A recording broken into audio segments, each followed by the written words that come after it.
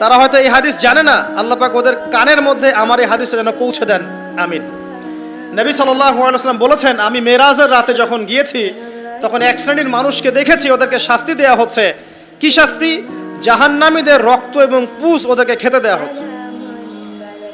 জিবরাইল আলাইহিস সালামকে জিজ্ঞাসা করা হলো যে এরা কারা?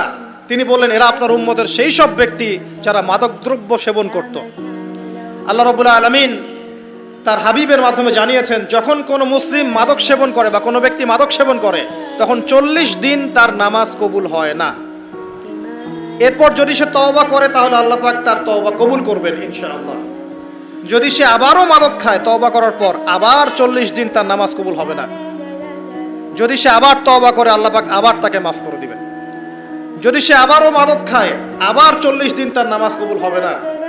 তারপর যদি আবার তওবা করে আবার আল্লাহ তাকে মাফ করে দিবেন। এরপরেও যদি সে আবার মাদকদ্রব্য সেবন করে, নবী সাল্লাল্লাহু আলাইহি ওয়াসাল্লাম বলছেন তাকে আল্লাহ রাব্বুল আলামিন পরকালে মৃত্যুর পরে তিনাতুল খাবাল পান করাবেন। তিনাতুল খাবাল। জিজ্ঞাসা করা হল, ইয়া রাসূলুল্লাহ, তিনাতুল খাবাল কি জিনিস? নবী সাল্লাল্লাহু আলাইহি ওয়াসাল্লাম উত্তর দিচ্ছেন, এটা হচ্ছে জাহান্নামীদের রক্ত, মাংস, এগুলো পুড়ে পচে যে রসটা বের হবে, এটা হচ্ছে তিনাতুল খাবাল।